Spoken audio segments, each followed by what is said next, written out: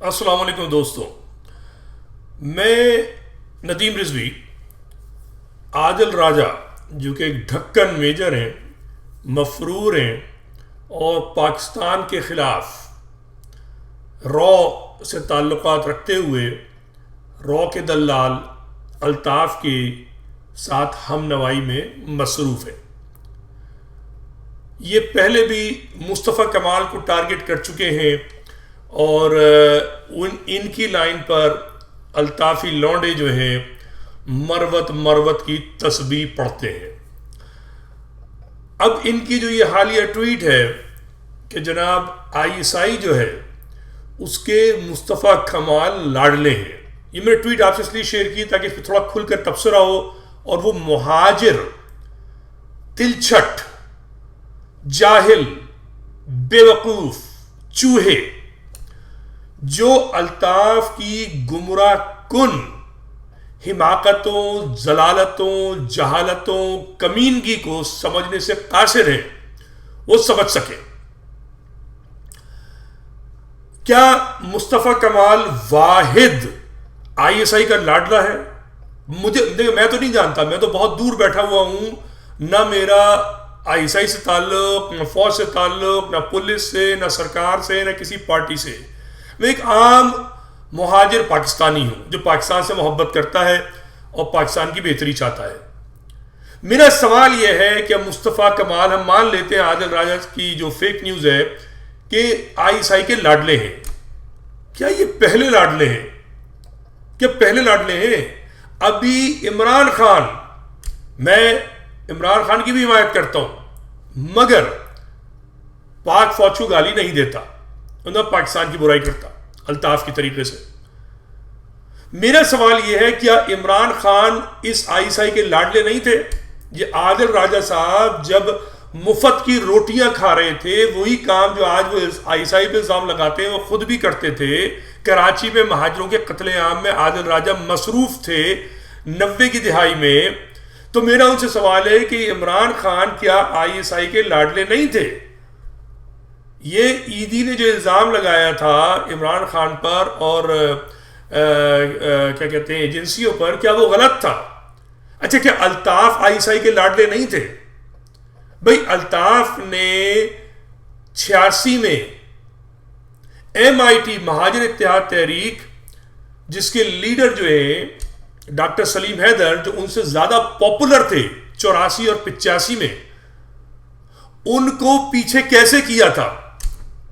کوئی چمتکار جو ہوا تھا، اچانک ایک جلسہ ہوا، ایک طلبہ تنظیم جو بالکل غائب، اچانک 84 میں ایک ایم کیو بنی گئی، اس کے نام و نشان نہیں، ایم آئی ٹی ہر جگہ چھائی ہوئی ہے۔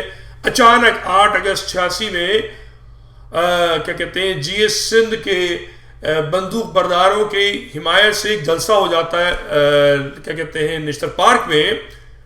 کیا اس میں آئی ایس آئی کا لاڈلا پن نہیں تھا؟ ضیاء الحق کا سخت ترین ماشاء اللہ 86 میں 85 کی جمہوریت تازی آئی تھی، جنیجو کو انہوں نے ایسے کر کے فارغ کر دیا تھا، یاد ہے نہیں یاد ہے؟ لیکن الطاف جو تھے وہ کھلے عام اسلحہ خریدوا رہے تھے، پٹھانوں سے لڑوا رہے تھے، پنجابیوں سے لڑوا رہے تھے۔ وہ کس کے لاڈلے تھے بھائی، یہ تو بتاؤ۔ آئی ایس آئی کیا موجود نہیں تھی؟ آئی ایس آئی مردار تھی؟ آئی ایس آئی میں جان نہیں تھی؟ کیا تھا آخر؟ الطاف کو کھلی چھوٹ کس نے دی تھی؟ کوئی بتائے مجھے۔ جی ایم سید کو کھلی چھوٹ اس وقت کس نے دی تھی؟ کوئی بتائے مجھے۔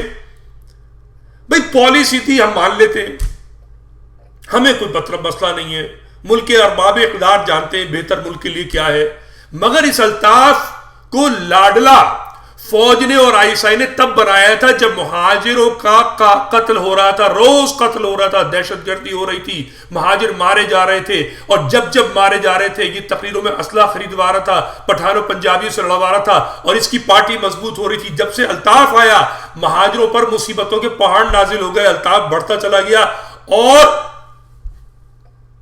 آئی ایس آئی خاموش تھی۔ کب؟ 86 سے لے کے 91 تک۔ تو لاڈلا کون تھا 86 سے 91 تک آئی ایس آئی کا؟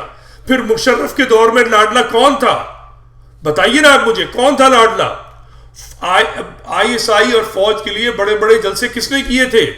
بڑے بڑے دہشت گرد کیا کہتے ہیں یہ جو ہے ٹارگٹ کلرز الطاف کے پاس رہنے کی اجازت کس نے دی تھی؟ تو الطاف اگر لاڈلا ہو، عمران خان لاڈلا ہو، بھٹو لاڈلا ہو، نواز شریف لاڈلا ہو تو سب چلے گا، اور مصطفیٰ کمال لاڈلا ہو جائے تو آپ کو تکلیف ہے. کیوں بھائی یہ تکلیف کیوں ہے؟ پہلی بات، اچھا مصطفیٰ کمال نے الطاف کے برعکس پٹھانوں، پنجابیوں اور سندھی بولنے والوں سے محبت کا پیغام دیا ہے، نفرت کے پیغام کو ختم کیا ہے. آ رہی بات میں سمجھ میں بات یا نہیں آ رہی ہے؟ مصطفیٰ کمال نے نفرت ختم کی ہے، پاکستان کو مضبوط کرنے کی بات کی ہے. مجھے اس سے شکایت ہے مردم شماری پر، مگر مجھے مصطفیٰ کمال کے خلوص پر شک نہیں ہے. وہ آج بھی کراچی کے لیے آواز اٹھا رہا ہے، کراچی کے لیے کھڑا ہے، مہاجروں کی بات کر رہا ہے.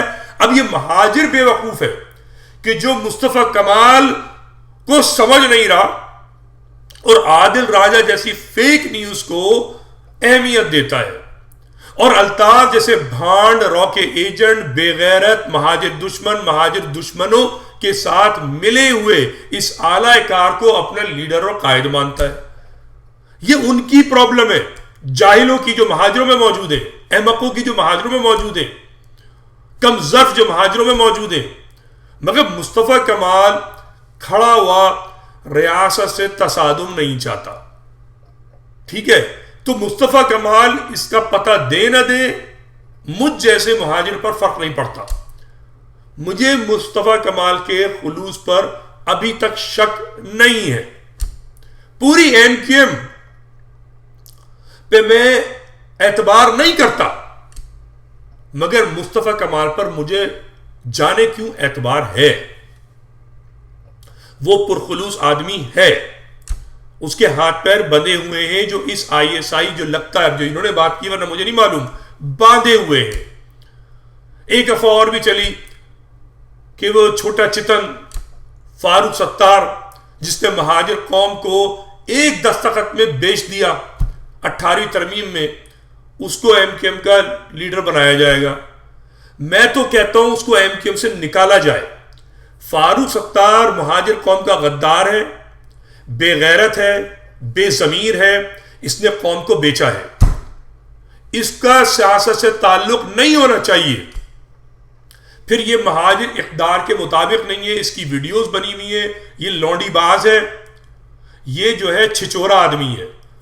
ایم کیو ایم کی باغ دوڑ جو ہے وہ ایک صاف شفاف ذہنیت رکھنے والے وہ شخص کہ جو پابند مذہب بھی ہے، مصطفیٰ کمال، اس کے حوالے ہونی چاہیے.